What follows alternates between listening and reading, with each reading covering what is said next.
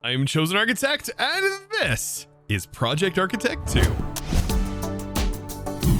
Now today is episode 30, and that means it is World Download Day. So if you're a supporter of any tier, whether it is on Discord, over on Patreon, over on Twitch even, or here as a YouTube member, you gain access to the world downloads, which are all listed over on the Discord. So be sure to get all of your account stuff linked to the Discord if you are a supporter, and gain access to your world download and get it today. Now, yes, it is episode 30, and that means that all of this stuff you guys will gain access to and be able to explore yourself. And I think this go around, I'm going to include a few little Easter eggs that are going to be tucked around. And I kind of want you guys, if you do find any in these worlds, to let me know about it over on the Discord by pinging me over there. I would really appreciate it. It'd be kind of cool, actually. But I am going to hide a few Easter eggs around the base, and I would love for you guys to kind of go on a little bit of a treasure hunt to find them. Now, outside of all of that, today we're going to be diving into more Mekanism, but not in the way that you might be thinking. I'm sure you're like, if you've been keeping up with the episodes, yes, Chosen's going to get into antimatter today. No. I don't have the power for antimatter yet, but we will be getting into that hopefully very, very soon. But until then, I can actually start to prep myself up with some better tools and equipment, including my armor and getting it upgraded. Because believe me, I don't necessarily think gym armor is the end all to armor. However, I think Mekanism's armor, because of all of its customizations, make it one of the best armor sets in this pack. And not only do I want to use its armor, but there's also some weapons that I added into the pack that expand on Mekanism and kind of carry that on. So we can make ourselves, for example, a bow or a katana even.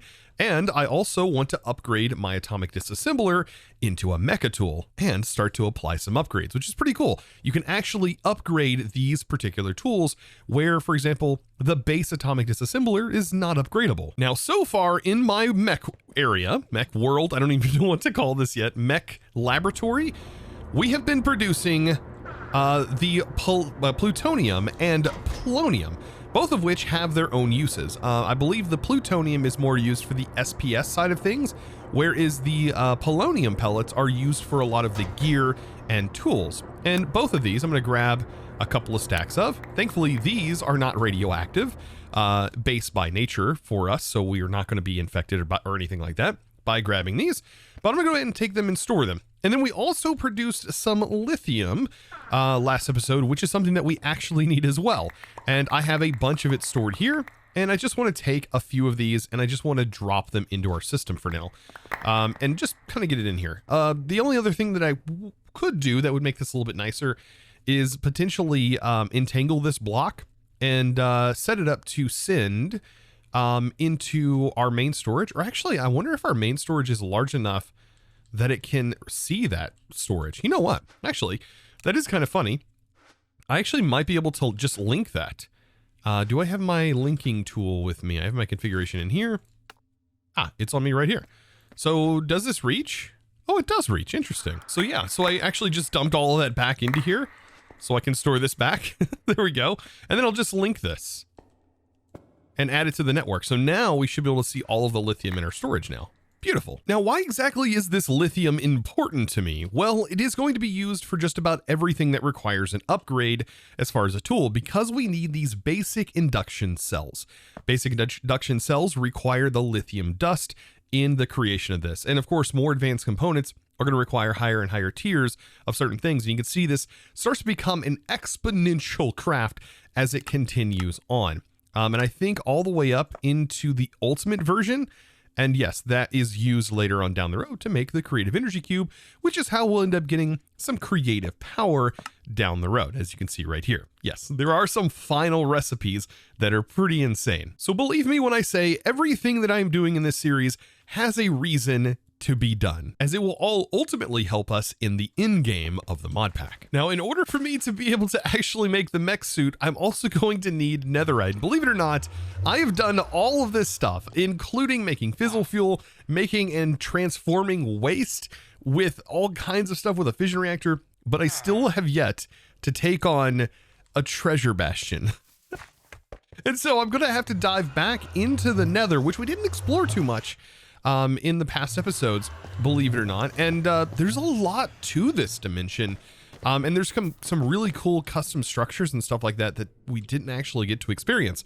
And technically, you don't even have to find a treasure bastion if you don't necessarily want to. There is another cool way you can actually find a smithing template if, let's say, you're not having any luck finding those structures. And not only that, there's tons of structures in here, for example, like this one, that can contain all kinds of goodies, including ancient debris if you're super lucky. I mean, this thing, though, looks like a treasure bastion. It is right outside. I mean, surely this is actually not it, right? This is. Okay, well, we might have found the smithing template right away, but I still want to show off those cool structures.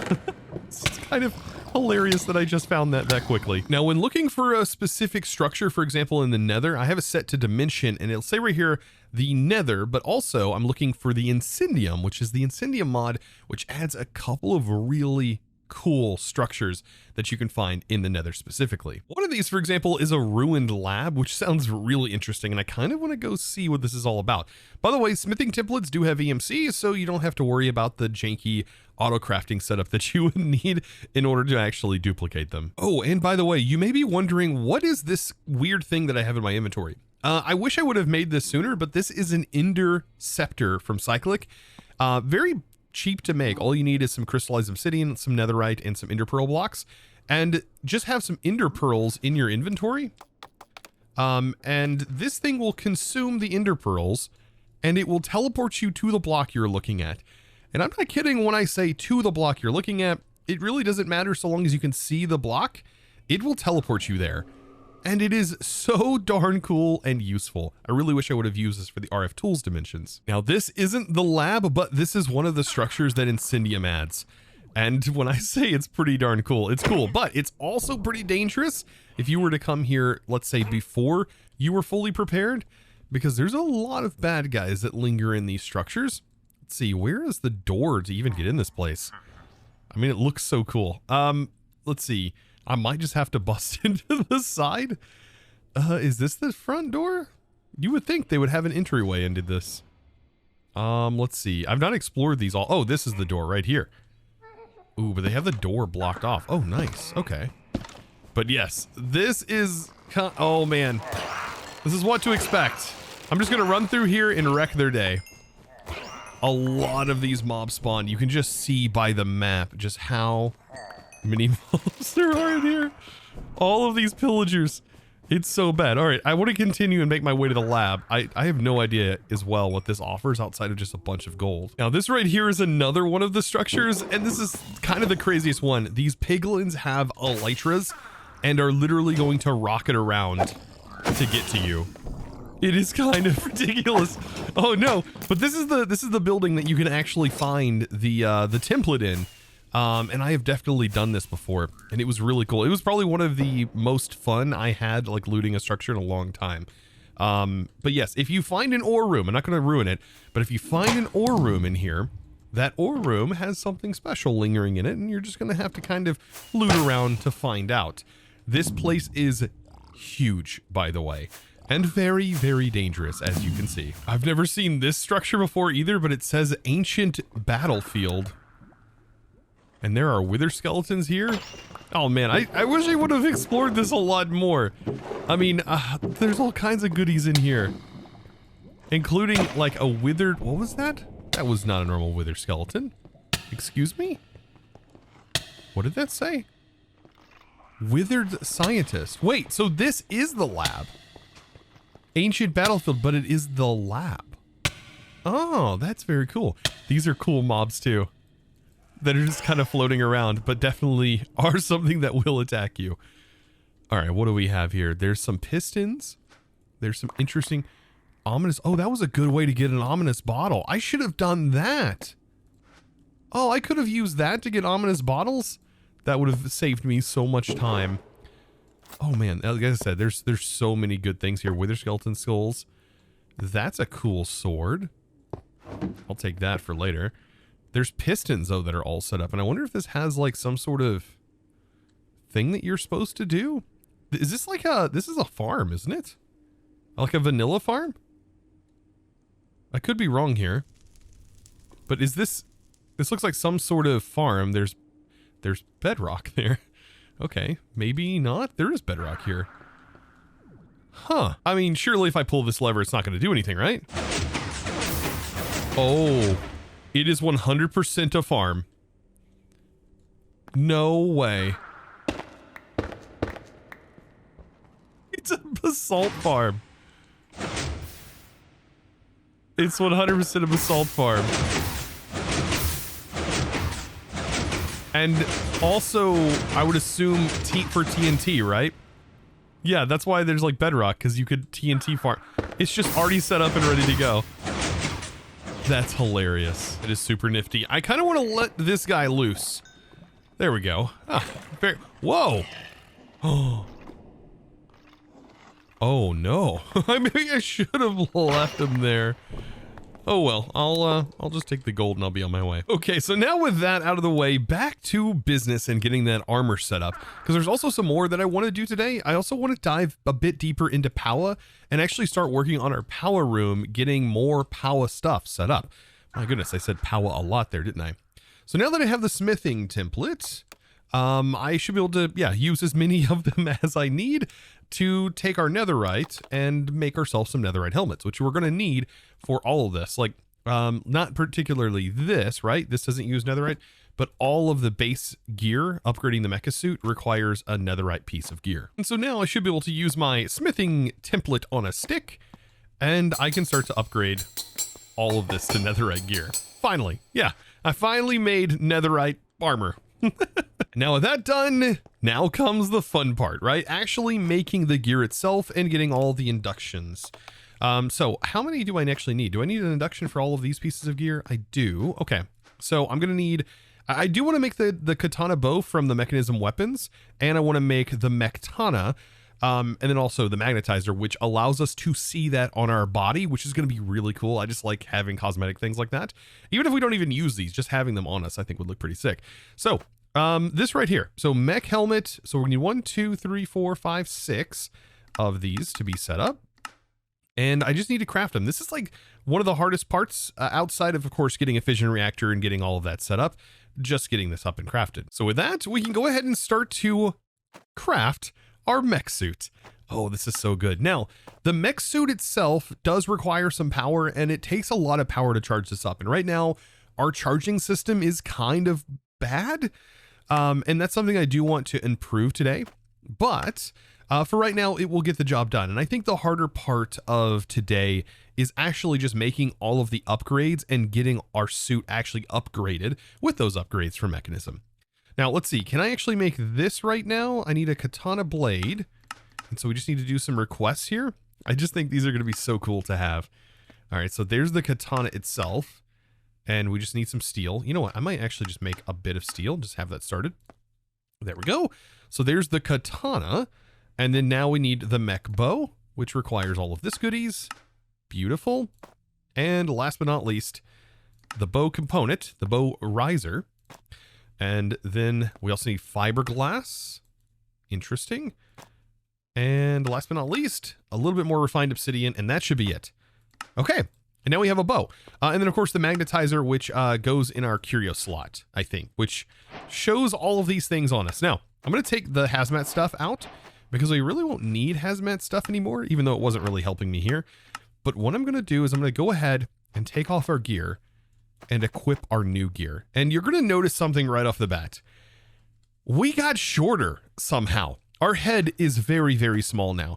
For some reason, the mech suit has always made your head much, much smaller, and it just makes you feel much, much smaller when you have this equipped. Now, all of this HUD stuff that you see right here, you can actually customize and move around. So you notice when I move my head and all this stuff, all of the HUD in the top left-hand corner gets moved around. We have our coordinates in the bottom left-hand corner, which, you know what, I kind of love, and I would much rather have that than have my mini-map at this point.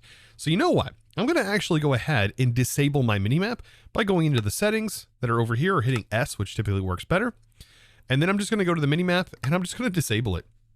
And now we no longer have that mini map in the left-hand corner. Instead, I have my coordinates in the bottom, which I think just looks so much nicer. Now for the magnetizer, it goes in the magnetizer slot. And look at that.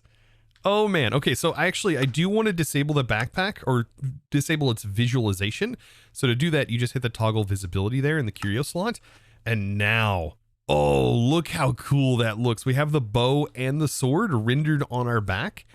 I mean, yeah, I don't think it gets any cooler than that. Or does it?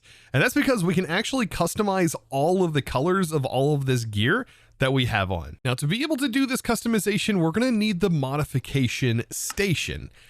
Yes, you heard that right. The modification station. And I don't know where I'm going to put this just yet because it is like a 2 wide block. Maybe right here for right now. We just simply need to power it up. So let's get a gate and we'll just give it a little bit of power for right now. Beautiful. So now it is powered and we can see in here and we can insert and remove all kinds of upgrades onto our gear. Now there's a lot of upgrades in here and not all of them we can craft. For example, there is the flight module or the gravitation modulization unit, which I think is what it's called. The gravitation modulization unit requires antimatter, which would give you creative flight, but we don't really have to worry about this one because we do have creative flight already. So this is actually not a huge deal, but most of the other ones, I think almost all of the other ones, this is the only one I think that even requires it, besides the elytra unit, which is kind of also meh. Ooh, the teleportation unit would be really cool. It provides travel. Okay, provided for quick travel to nearby blocks. That's pretty interesting. And then there's also the gravity dampening unit, defy gravity with the power of antimatter. So all of this is related to kind of like full charge, stop, go straight to the target. All of these things are like kind of around like moving around in teleportation and stuff like that. So, I mean, it's not a huge deal.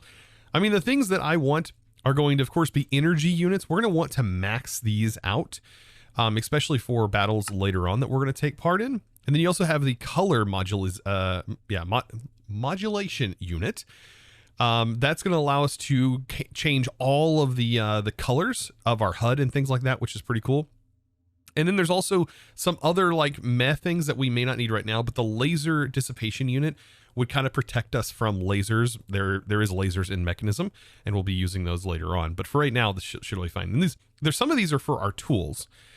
So if you hold shift, you can actually see the ones that are specifically related to our gear and which ones are related to, for example, the Mecha tool, which, speaking of Mecha tool, I didn't actually make that. So we actually need to get that made. Let's go ahead and start this. Replan. There we go. And yeah, let's get our Mecha tool made. I should have had that made. Let's go. Let's do that. There we go. So now we have a Mecha tool. So now we have another tool as well that we are going to have some customizability for. Now, when upgrading these pieces, you just basically send them into the modification station, and notice right here that 8 of them can go into one gear. That is max upgraded with 8 of them, and that means it can store 1.6 billion FE per piece of gear. And that's going to start to charge up, right? That's definitely going to charge up. But keep in mind, like 8 of those is a lot. That's 8 per piece of gear. So I've worked on getting a lot of these set up with autocrafts. And so now I'm able to make these quite efficiently, and I'll probably remove the autocrafts once I have them made. It's like, you just need to get them, and then after you have them, there's no reason to have the autocrafts anymore. But definitely worth setting up autocrafts because a lot of these require you to make like 4. For example, I had to make 12 of these. And now the cool part about this, by the way, this has like a default damage of 5, but if we go ahead and apply these attack modifications to this, we should see that number start to climb. And what's incredibly powerful about this, which is interesting, it didn't go any higher than 13 here. What's powerful is this right here. So this is already at 51 damage. So when we start to apply these, I don't know how they're going to be applied. That goes up to 101. Oh my gosh, 151, 201. And 251. Just to put it in perspective, that is some really good damage on single target, and this bow goes to 250 as well. this is going to be a pretty nice bow. There's also some other upgrades for this bow that we're going to get into. But yes, I've already upgraded all of the power stuff for all of these. Now it's just kind of time to play around with some of the other stuff. For example, like applying Silk Touch to the Mecha tool. There's also like a thing that allows us to break faster with the Mecha tool and things like that. Now I've been showing off all of this cool stuff, but there are a few of these upgrades that I feel are 100% necessary. So to just kind of say that, this right here, the inhalation purification unit is definitely a must. And what this is going to do is it's going to allow you to kind of prevent potion effects from bothering you. So this is going to help you with like witches and things like that, and just kind of bypass like tick damage that you would get from like poison and things like that, which is very, very helpful. And then next would be the vision enhancement unit, which is very, very nice. And then we also have the gyroscopic stabilization unit, which this right here basically replaces the need for an enchantment. So that way you do not get that like negative effect when flying that prevents you from breaking blocks quickly. And now last but not least, we are going to go ahead and get like the movement stuff set up. So I have the locomotive, which is going to increase our speed. And all of this, by the way, is customizable. So if you do not like having like insane speed, you can adjust this and tweak this to where you think it is best. Then we also have the hydrostatic repulsor unit. This is going to make us traveling through water effortless, and we won't actually get like hindered by the water speed. And then there's also, this one will allow us to breathe underwater. It'll basically create our own oxygen for us, which is pretty darn cool, acting like the helmet that you can make before you make the mech gear. The charge distribution, which will go in our chest piece, which will allow all of our tools and stuff to essentially be charged up off of our gear. This is not exactly required, but kind of helps balance out when gear sort of takes damage. And whenever you do take damage, by the way, it takes the energy off of your gear instead of taking damage off of you. And then the motorized servo unit, which is going to make us sneak faster. So we'll be able to sneak and also move quickly.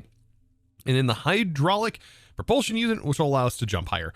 All of these things, of course, have their own things. You hold shift to see what they go into.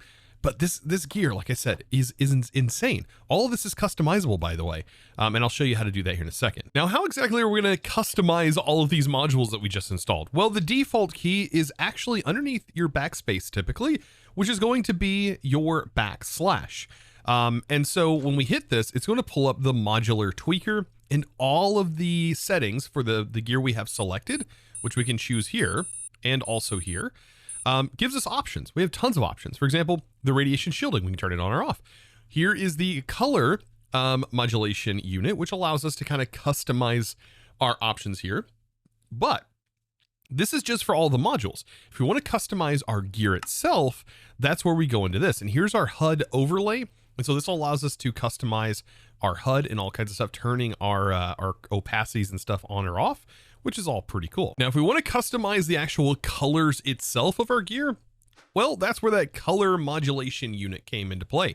And so what we can do is we can click on this and we can start to play around with the colors, the different colors here. And we should be able to, like, for example, set this to a color other than white. So we select this, and notice how over here, we can start to kind of get an idea of what this specifically is changing. And so let's, for example, say that I really enjoy orange, which I do. I enjoy this color, and I like this particular color that I have set right here. Well, I should be able to take this number and copy it, hit confirm, and now on each piece, I can go underneath here and I can paste in that color. And so each of my pieces now should now have that color associated with it. And we've essentially changed the entire color of our mech suit. Now, I was messing around with some of this other attack damage stuff. And for example, the attack amplification unit has this slider right here for bonus attack damage. And by default, it's at 8, I think. But if I bring this up, does that bring up, like, or is that just bonus? I don't know what this is actually bonusing. If we take it all the way up to 32, but I mean, might as well take it all the way up. Maybe it does cost more power to do this. But taking that all the way up, I have a hard time knowing exactly what it's doing, but I'm going to set it there. Now, this is also a place, for example, with our Mecha tool that we can disable or enable Silk Touch or different modules. So we can actually change out different modules in our tool. For example, I put a Silk Touch one in here, but there's actually one that ore processes, which would be like Fortune. And there's one for vein mining and all kinds of other stuff. We don't really need the vein mining one, so I just, chose not to put it in here. But yes, attack amplification. This one can also be brought up. It looks like 37, but yeah. Oh, so this one actually does seem to work on the slider. Notice we bring that up. Now this Mecha tool does 37 damage. Now the modules I love to change is going to be the ones that are related to how fast we can walk. Like this is the propulsion units, which gives us higher jump and step assist. So this may be stuff that you want to tweak on the fly when things become kind of a pain. Because those are a benefit doesn't mean you'll always enjoy them. I don't necessarily always enjoy them. So yeah, and then the locomotive, right? We can take this all the way up to this insanely high number here. And yeah, you can see how having a speed this high would be fun, but also just not practical sometimes. And it only activates while sprinting, as you can see. Now, one thing I definitely want to do is disable the Shift X here. And I want to go underneath the keybinds for Mechanism. And let's see.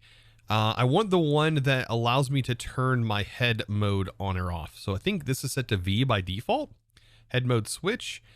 If I set this to the same key that we had before, which was Control X, I think, or Shift X. Shift X. I should be able to use that to toggle on and off my night vision using Mechanism instead.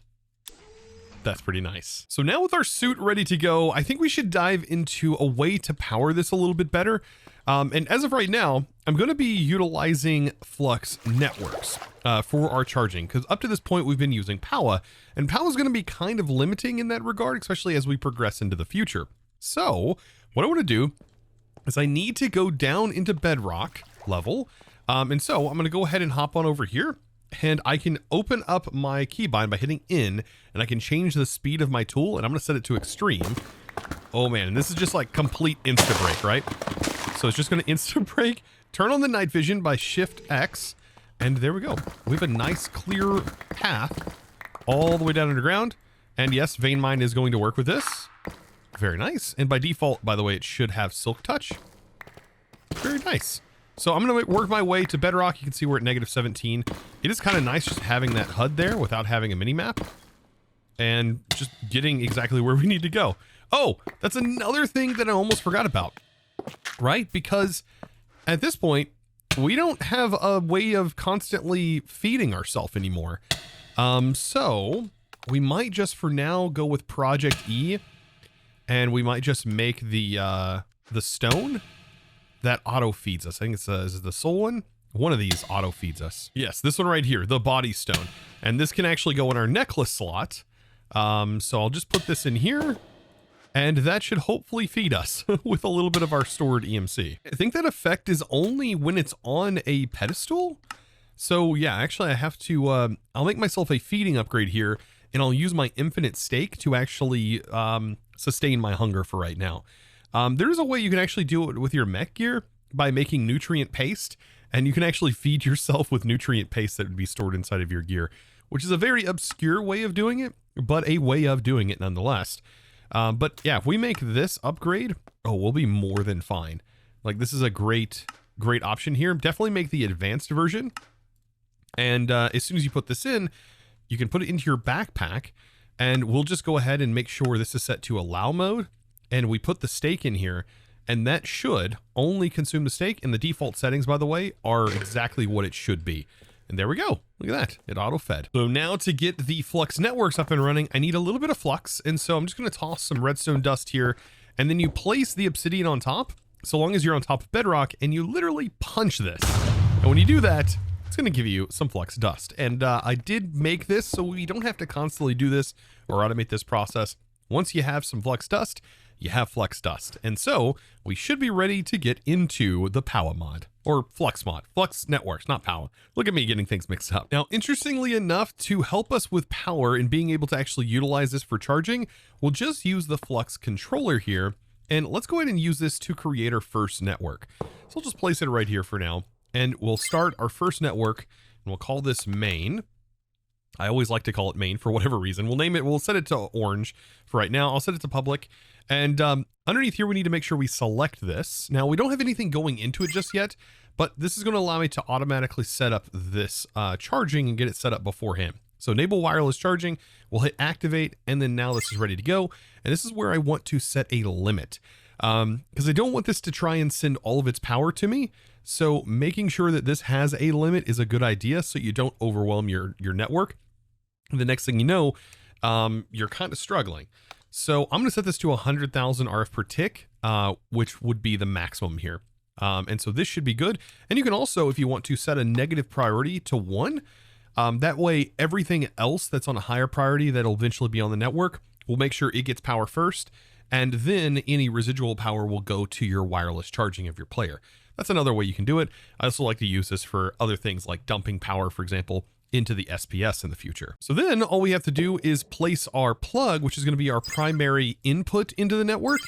And you can see this is now sending that power, and it's going to send it to me, which is pretty darn cool. You can see this is all going in. Everything should be working, and we should now be receiving a bit more power than we were with this, which, by the way, this is only able to send 10,000 FE per tick to my player. So now this is going to slowly charge, but I will say that our power system is very lacking. And so I think within the next couple episodes, we are going to beef up our power production by quite a bit. So if you guys are interested in that, be sure to click that subscribe button if you haven't already, and give this video, guys, a huge thumbs up. Comment down below, by the way, what is your favorite armor in most mod packs? Is it Mekanism armor? Is it the ProjectE armor? I would love to hear from you. What is your favorite armor set in all of modded Minecraft? Of course, I would love to hear from you. And with that being said, guys, it's now time to thank the amazing supporter of today's episode. And that amazing thanks is going to go out to Black Spirit. Thank you so much, by the way, for your amazing support and choosing to support me over on the Discord by becoming a Discord premium member and supporting in one of the best ways possible. Thank you so very much, all of you, for watching, and I look forward to seeing you in the next one. And of course, I can't help but thank you again. And of course, as always, thanks for watching. Bye!